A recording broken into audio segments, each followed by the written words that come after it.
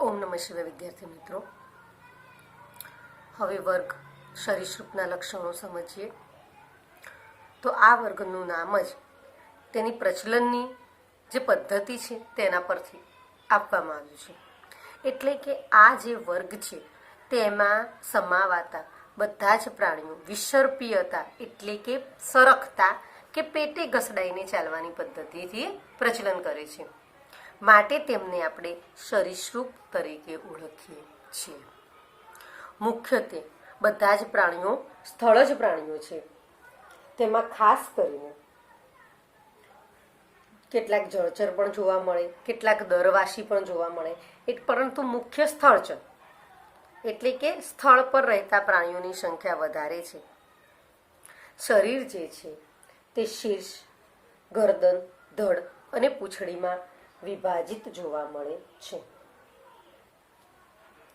ત્વચા શુષ્ક અને શૃંગમય, તેની જે ત્વચા છે તે શુષ્ક અને શૃંગમય જોવા મળે છે. તમે જુઓ છો કે મગરની ઉપર કેવી શૃંગ જેવી રચના જોવા મળે, કેટલાકની અંદર શુષ્ક, કારણ કે આ સ્થળ જ પ્રાણીઓ છે, જલચર નથી. તો સંપૂર્ણ સ્થળ જ પ્રાણીઓની જે અનુકૂલનો છે તે આ પ્રાણીઓ ધરાવે છે.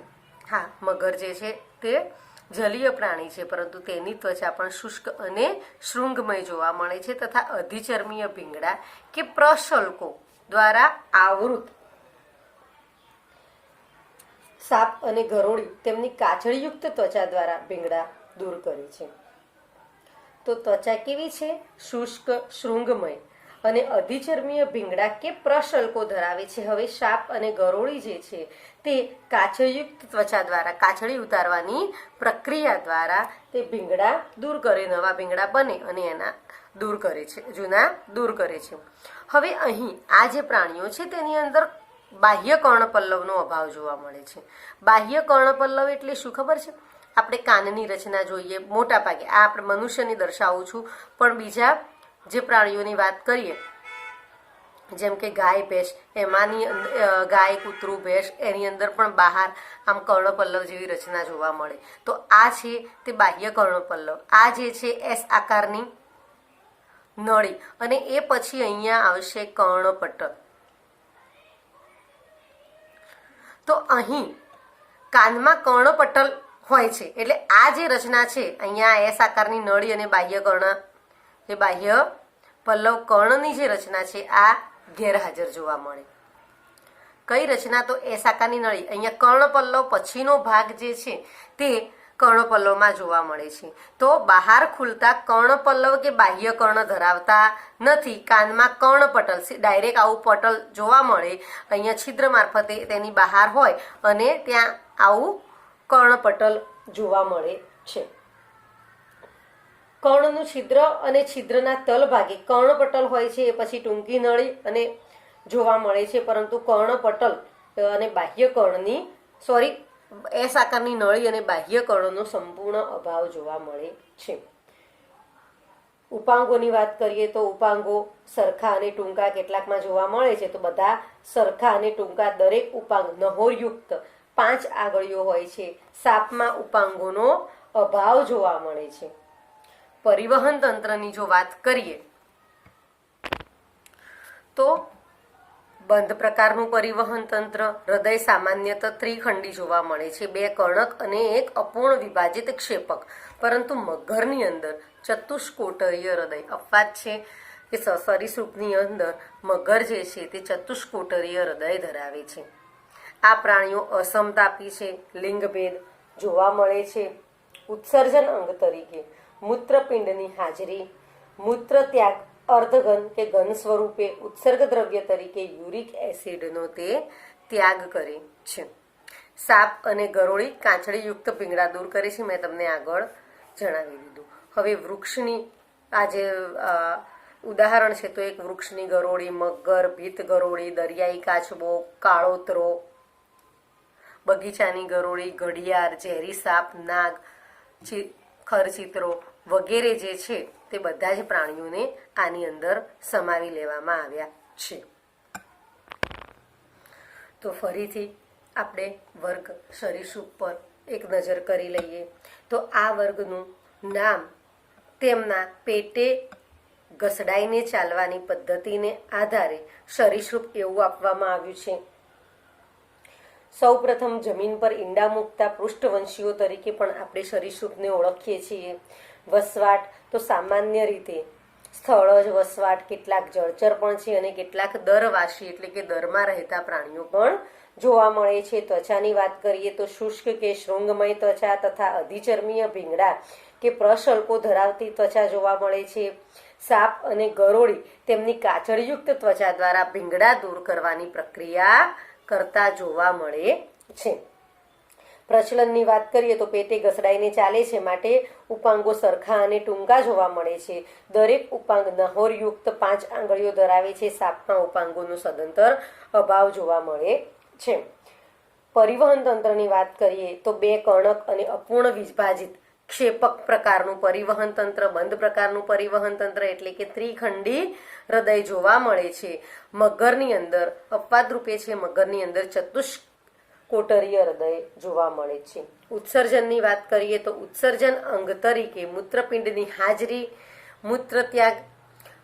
જોવા મળે છે. મૂત્રનો જે ત્યાગ છે તે અર્ધ ઘન અથવા ઘન સ્વરૂપે કરે છે અને ઉત્સર્ગ દ્રવ્ય તરીકે યુરિક એસિડનો ત્યાગ કરે છે. ઉદાહરણોની વાત કરીએ તો દરિયાઈ કાચબો, બગીચાની ગરોળી, ઘડિયાળ, ઝેરી સાપ, ચિત્રો, મગર, ભીત ગરોળી, કાળોતર વગેરે એના જેવા બીજા ઘણા પ્રાણીઓ છે જેને આપણે સરીસૃપની અંદર સમાવી લઈએ છીએ. હવે આપણે વાત કરીએ ચતુષ્પાદીઓમાં વર્ગ વિહગ.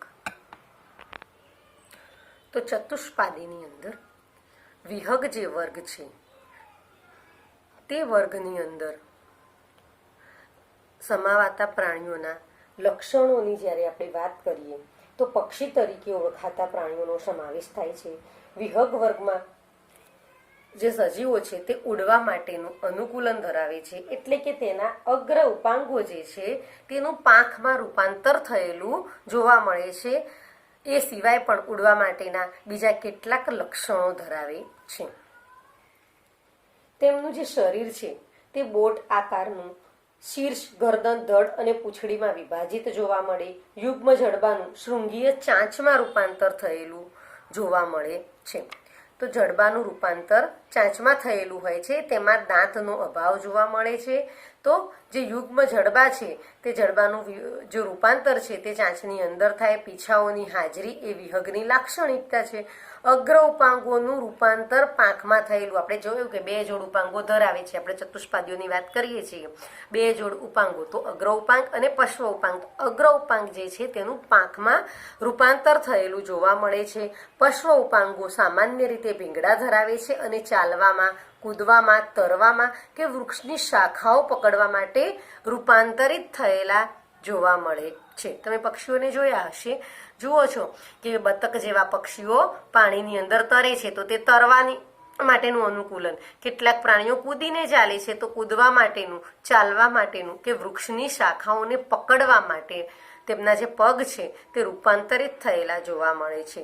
ત્વચા જે છે તે શુષ્ક અને પૂંછડીના તલ ભાગે તેલી ગ્રંથિ સિવાય કોઈ પણ ગ્રંથિઓ તેની ત્વચાની અંદર જોવા મળતી નથી. અહીંયા અંતઃકંકાલ અને બાહ્ય કંકાલ બંને જોવા મળે છે. આ સજીવોનું અંતઃકંકાલ સંપૂર્ણ રીતે અશ્મિભૂત એટલે કે હાડકાનું બનેલું છે અને લાંબા અસ્થિઓ, વાતકોટર, વાતાશયો યુક્ત પોલા છિદ્રિષ્ટ હોય છે. વાતાશયની સંખ્યા મોટે ભાગે 9ની હોય છે. તો અંતઃકંકાલ સંપૂર્ણ રીતે અશ્મિભૂત એટલે કે હાડકાનું બનેલું હોય છે અને લાંબા અસ્થિઓ, વાતકોટર, વાતાશય, જે અસ્થિઓ કેવા હોય છે? લાંબા હોય છે, વાતાશયો ધરાવતા હોય છે અને છિદ્રોવાળા હોય છે, જેની અંદર લગભગ 9 જેટલા વાતાશયો જોવા મળે છે. અને તેને જ કારણે પક્ષી જ્યારે હવામાં ઉડે છે ત્યારે તેમાં હવા ભરાય છે, શરીરનું વજન હલકું થાય છે અને તે ઊંચાઈ સુધી ઉડી શકે છે. બાહ્ય કંકાલની વાત કરીએ તો શરીર પર આવરિત પીછા, પશ્વ ઉપાંગો પરના ભીંગડા અને નહોર તથા ચાંચ, આ બધું જ તેના બાહ્ય કંકાલની અંદર સમાવી લેવામાં આવે છે. પક્ષીઓના પાચન માર્ગ અને અન્ન સંગ્રહાશય અને પેશણી જેવા વધારાના કોટરો પણ ધરાવે છે. તો પક્ષીઓનું જે પાચન માર્ગ છે તે અન્ન સંગ્રહાશય એટલે કે લાંબા સમય સુધી અનાજનો સંગ્રહ કરી શકે છે. પેશણી જે અનાજને દળવાનું કામ કરે એટલે કે જે ખોરાક તે ગ્રહણ કરે છે તેને દળવાનું કામ કરે છે તેવી પેશણી જેવા વધારાના કોટરો પાચન માર્ગના જે ભાગ જોવા મળે એ તો હોય જ છે, પણ આ બંને વધારાના ભાગ જોવા મળે છે. અન્ન સંગ્રહ તમે જુઓ છો એ ચોમાસાની ઋતુ દરમિયાન પક્ષીઓને લાંબા સમય સુધી ખોરાક પ્રાપ્ત થતો નથી, તો તેઓ તેમના અન્ન સંગ્રહાશયની અંદર આ ખોરાક જાળવી રાખે છે, સંગ્રહી શકે છે. ક્યારેક ક્યારેક તમે જોયું હશે કે ચકલી હોય તો તેના બચ્ચા માળામાં મૂકી અને દાણા લઈને એક વખતે દાણા લઈને આવશે અને તમે જોશો કે બેઠા બેઠા દરેકના મોંમાં વારંવાર એની ચાંચ પરોવતી જાય છે અને કંઈક મુકતી હોય એવું તમને લાગે. તમને એમ થાય કે શું કરે છે, પણ એ વખતે એ તેના અન્ન સંગ્રહાશયમાં સંગ્રહેલો ખોરાક જે લઈને આવે છે તે તેના અન્ન સંગ્રહાશયમાં સંગ્રહ કરે છે અને એ ખોરાકને તેના બચ્ચાને આપે છે. આમ આ અન્ન સંગ્રહાશય અને પેશણી બે વધારાના કોટરો આ સજીવો ધરાવે છે. હૃદય સંપૂર્ણ રીતે ચતુષ્કોટરીય, આગળ સુધી ત્રિકોટરીય હતું. માત્ર મગરની અંદર આપણને ચતુષ્કોટરીય હૃદય જોવા મળતું હતું. અહીંયા ચતુષ્કોટરીય. મહાધમની કમાન જમણી બાજુએ વળેલી જોવા મળે છે. ઉષ્ણ રુધિરવાળા સમતાપી પ્રાણીઓ છે. સમતાપી એટલે પોતાના શરીરનું તાપમાન જે છે તે જાળવી રાખવા માટે સક્ષમ છે અને ઉષ્ણ રુધિરવાળા 105 થી 110 ફેરનહીટ તાપમાન ધરાવતા સજીવો જોવા મળે છે. વાતાશયો ફેફસાની સાથે સંકળાયેલા છે જે શ્વસનમાં પૂરક મદદ કરે છે. તેના જે વાતાશયો છે મેં તમને કહ્યું કે 9 જેટલા વાતાશયો ધરાવે છે. તો આ જે વાતાશયો છે તે ફેફસા સાથે સંકળાયેલા હોય છે અને ઊંચે આકાશમાં જ્યારે તે ઉડે, આપણે જોઈએ છીએ કે ઊંચાઈ ઉપર હવા પાતળી થતી જાય તો એ વખતે પણ તે શ્વસનમાં પૂરક રીતે મદદ કરે છે. પ્રાણીઓની અંદર સ્પષ્ટ લિંગભેદ જોવા મળે છે. નર અને માદા અલગ અલગ જોવા મળે. અંડપ્રસવી સીધો જ વિકાસ એટલે કે પરોક્ષ વિકાસ જોવા મળતો નથી. તેની અંદર ઈંડામાંથી જે બાળ પ્રાણી જન્મે છે તે પુખ્ત પ્રાણીના જેવું જ જોવા મળે છે. શાહમૃગ, કીવી અને ઈમુ ન ઉડી શકે તેવા પક્ષીઓ છે. આ પક્ષીઓ જ છે પરંતુ તેઓ ઉડી શકતા નથી. તેમના શરીરના વધારે વજનને કારણે તેઓ ઉડી શકતા નથી. હવે આપણે તેના ઉદાહરણોની વાત કરીએ તો કાગડો, પોપટ, મોર, ગીધ, કબૂતર, શાહમૃગ, પેંગ્વિન જેવા પક્ષીઓનો આમાં સમાવેશ થાય છે. તો ફરીથી એકવાર આપણે વિહંગ વર્ગ સમજી લઈએ. તો સૌથી પહેલા ઉડવા માટેના અનુકૂલનો ધરાવતા પક્ષી તરીકે ઓળખાતા પ્રાણીઓનો સમાવેશ આમાં વિહંગ વર્ગની અંદર થાય છે. તેમનું જે શરીર છે તે બોટ આકારનું, શીર્ષ, ગરદન, ધડ અને પૂંછડીમાં વિભાજિત હોય છે. યુગ્મ જે જડબા છે તે જડબાનું રૂપાંતર ચાંચમાં થયેલું હોય છે અને દાંતનો સંપૂર્ણ અભાવ જોવા મળે છે. અગ્ર ઉપાંગોનું રૂપાંતર પાંખમાં, અહીંયા દાંતનો સંપૂર્ણ અભાવ છે માટે જ પેશણી જોવા મળે છે અને પેશણીમાં ખોરાક દળવાનું કાર્ય થાય છે. અગ્ર ઉપાંગોનું પાંખમાં રૂપાંતર થઈ ગયું છે જે ઉડવા માટે મદદરૂપ થાય છે. પશ્વ ઉપાંગો ભીંગડા ધરાવે છે. ચાલવા, કૂદવા, તરવા, વૃક્ષની શાખાઓ પકડવા માટે રૂપાંતરિત એટલે કે અનુકૂલન પામેલા જોવા મળશે. ત્વચા શુષ્ક છે. પૂંછડીના તલ ભાગે એક તેલી ગ્રંથિ જોવા મળે એ સિવાય બીજી કોઈ જ ગ્રંથિઓ ત્વચામાં જોવા મળતી નથી. અંત અને બાહ્ય બંને કંકાલ ધરાવે છે. બાહ્ય કંકાલ પર શરીર પર આવૃત પીછા, ભીંગડા, નહોર તથા ચાંચ વગેરેનું સમાવેશ થાય છે. જ્યારે અંતકંકાલ હાડકાનું બનેલું છે, વાતાશયો ધરાવે છે અને છિદ્રોયુક્ત હાડકા, છિદ્રિષ્ટ હાડકા ધરાવે છે. વાતાશયોની સંખ્યા મોટે ભાગે 9 જેટલી હોય છે. પાચન માર્ગની અંદર અન્ન સંગ્રહાશય અને પેશણી આ બે વધારાના કોટરો જોવા મળે છે. જે મુખ્ય કોટરો જોવા મળે છે એ તો મળે જ છે, પણ એ સિવાય આ બંને કોટરો વધારાના જોવા મળે છે. હૃદય સંપૂર્ણ રીતે ચતુષ્કોટરીય. મહાધમની કમાન જમણી બાજુએ વળેલી જોવા મળે. તેઓ ઉષ્ણ રુધિરવાળા છે એટલે કે લગભગ 105 થી 110 ફેરનહીટ તાપમાન ધરાવતા પ્રાણીઓ છે. સમતાપી પ્રાણીઓ છે એટલે કે તેઓના શરીરનું તાપમાન સતત જાળવી રાખવા માટે તે સક્ષમ છે. ઠંડી પડે તો ત્વચા ઓટોમેટિક ગરમ થશે. ગરમી હશે તો ત્વચા તેની જાતે શરીર તેની જાતે ઠંડુ પડશે. એમ તેનું જે તાપમાન છે, જે શરીરનું ટેમ્પરેચર છે તે એટલે કે જાળવી રાખવા માટે તેઓ સક્ષમ છે. વાતાશયો ફેફસા સાથે સંકળાયેલા છે અને તે શ્વસનના પૂરક પણ છે. સ્પષ્ટ લિંગભેદ, અંડપ્રસવી અને સીધો વિકાસ જોવા મળે છે. ઉદાહરણમાં શામરો, કેવી, ઈમુ આ 3 જે પક્ષીઓ છે તે ન ઉડી શકે તેવા પક્ષીઓ ઉદાહરણમાં છે. જ્યારે એ સિવાય ઉડી શકે તેવા પક્ષીઓની અંદર કાગડો, પોપટ, મોર, ગીધ, કબૂતર, શામ, પેંગ્વિન વગેરે જોવા મળે છે. તો આજે બસ આટલું જ. ઓમ નમઃ શિવાય.